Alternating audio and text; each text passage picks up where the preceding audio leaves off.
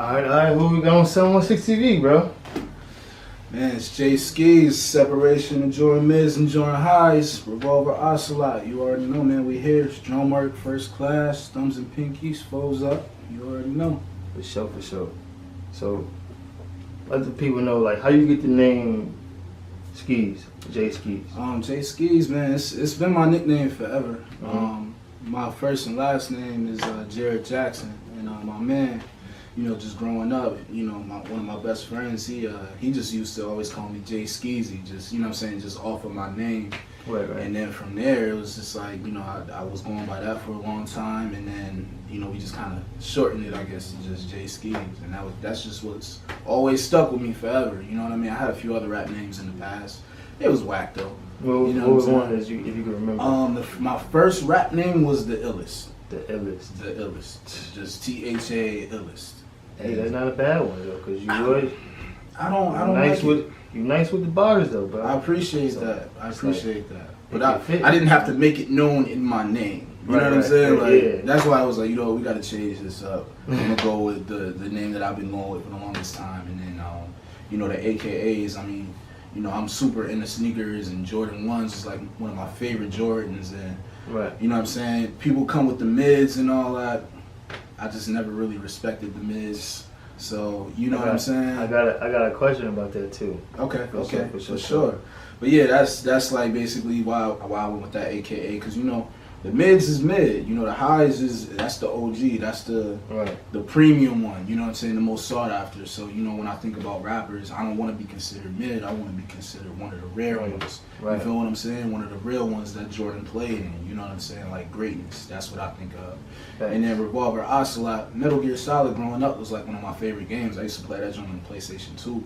And I always just rocked with the character in the game, Revolver Ocelot. He used to come with the revolver, he'd shoot at Solid Snake or whatever. And his joint, it was 6 shots. You know what I'm saying? And then he'd reload, keep spitting, blah, blah, blah, blah, blah. You know what I mean? Reload. And when I was thinking about it, this is when I first started rapping too. I used to always think about it like, yo, that's like kind of how I want to be. Like when I rap, I just want to keep going. I'll stop, keep going, never jam up, because revolvers don't jam. So, you know what I'm saying? Revolver Ocelot, that's why I kind of ran with that name as well. So, in your freestyle, I'm gonna call it, it's a freestyle because it's on YouTube as a freestyle. So, your freestyle, word to my ace freestyle. You said the separation from Jordan Highs and Mids is the eyelid. That's representing my third one.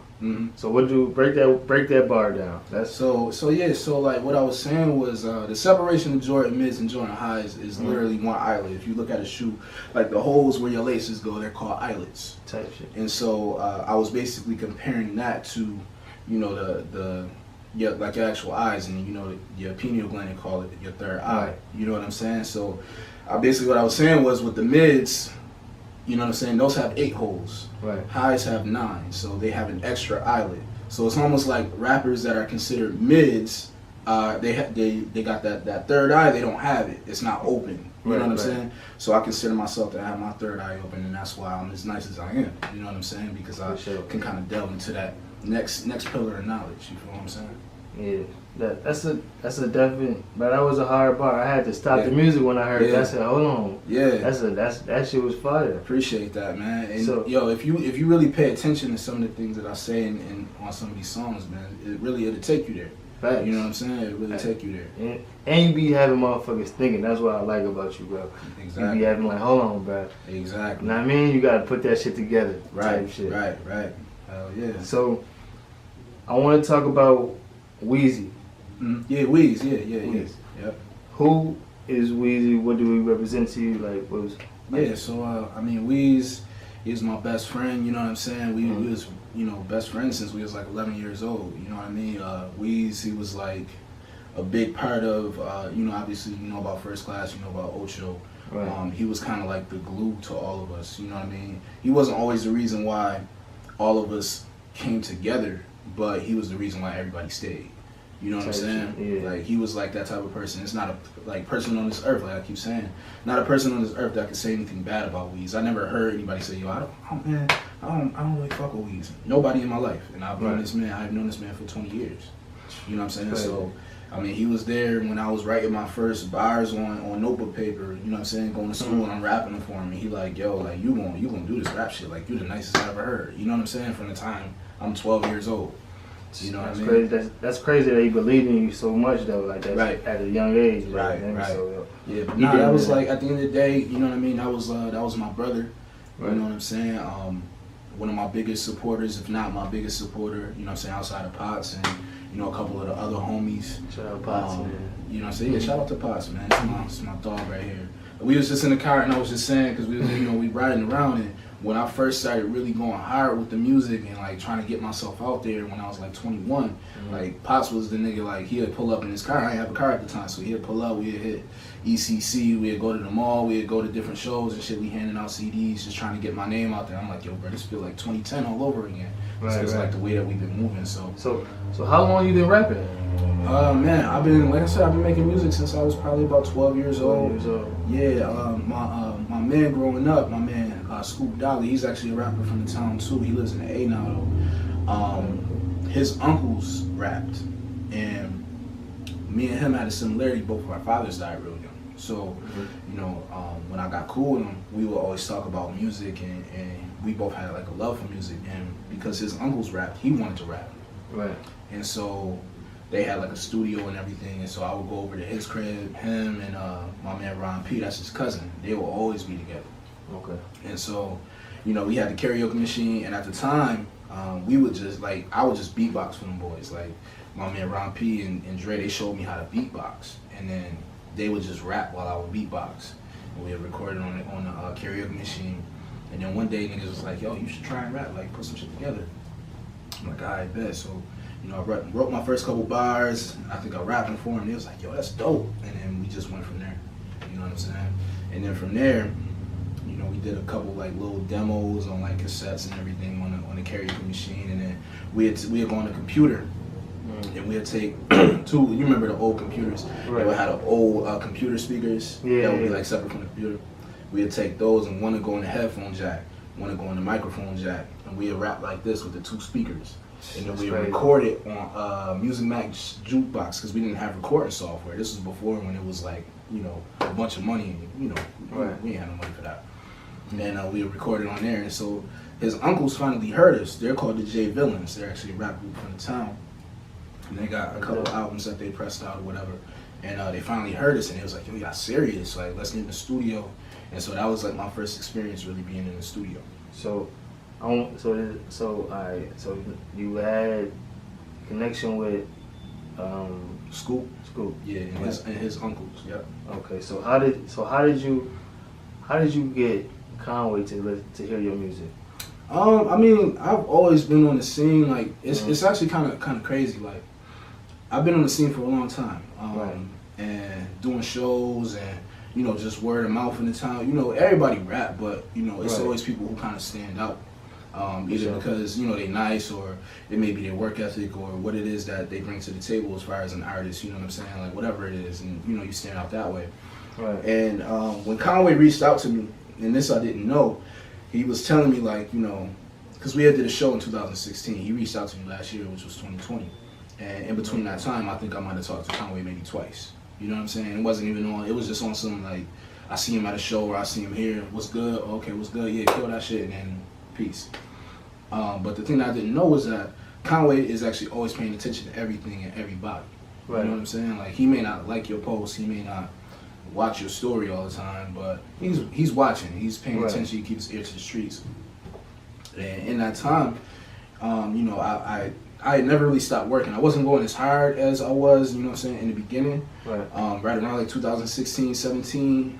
But then when I came back to Buffalo, because I moved out of town for a little bit, but when I moved back to Buffalo in at the end of 2017, I kind of just started going hard again as far as music.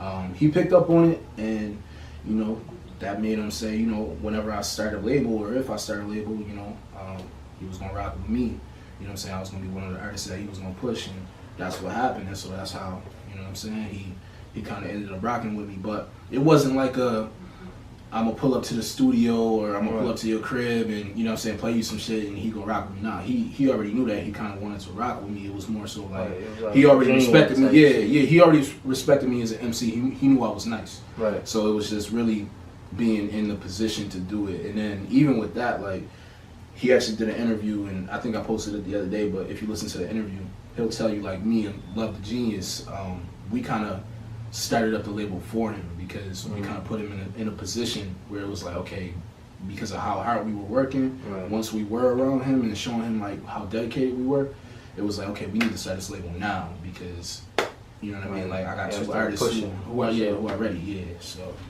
you know what I mean? That was how it happened. For sure. Mm-hmm. So what's your relationship with Conway? Like what's your relationship now, as far as like when y'all first met? Like, do you like hang out more? Like, nah, I mean, cause he's not even that type of person. I mean, Conway, he's like one of the people, man. He loves people. He's a great person to kind of be around and learn from. Just cause I mean, he's older. He's, you know what I mean, seen a lot of things. Funny dude, actually. You know what I'm saying? Which I never would have even guessed, but one of the funniest people I know.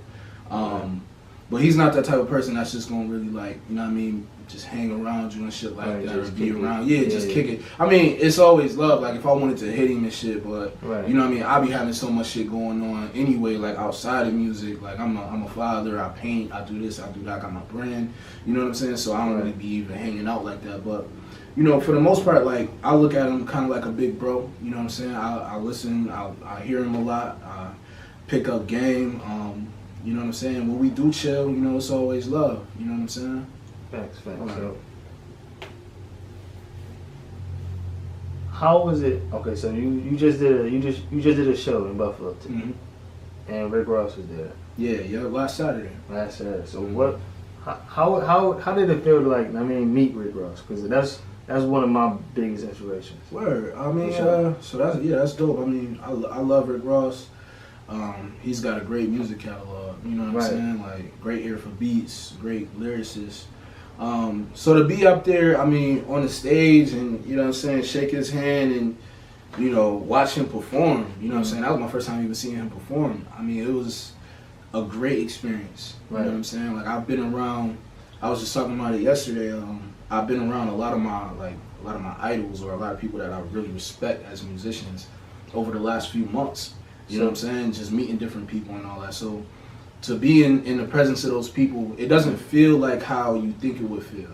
Like, because at the end of the day, these people are just people. They're the same. Like, they're humans too. Yeah, right, exactly. And we do the same thing. So it's like, yeah, it's cool to be a fan, but at the same time, it's like, you know, these people are people. Where you at? Type shit. And and I want them. I don't want them to think like I'm on some weird type of time. So normally when it's, you know, when you're meeting people like that, it's like, yo, what's going on? I'm this person, yo.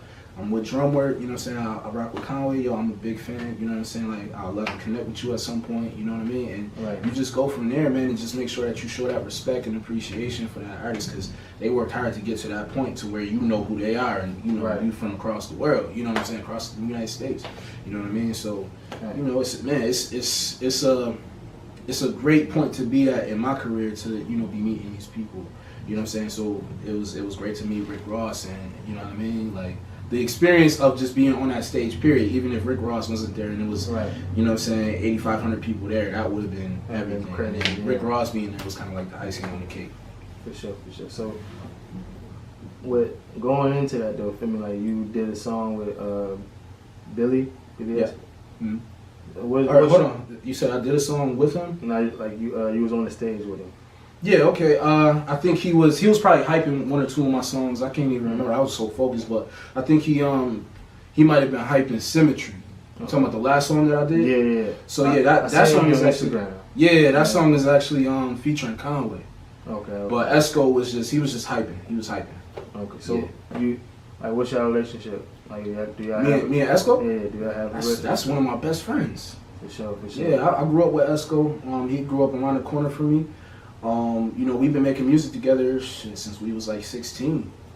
Oh wow. Yeah, we got a group. I mean, technically a group is called First Class. I mean, it's myself, Esco, OG Soul, if you're familiar with him, Camouflage Monk, Grape Juice, you got Jayla, Drop Dead, and then you got Mitch Arizona who makes all the beats, and Camouflage Monk obviously produces as well, and then, you know, it's a few other people, you got Potts, you got OJ, Weezy was a part of First Class, you know, so a lot of the Ocho homies are also a part of First Class, and you got DJ T as well, he was one of the DJs that was up on the stage as well. That's what's up, man. So, you say that you was into art. Mm-hmm. So, like, do you like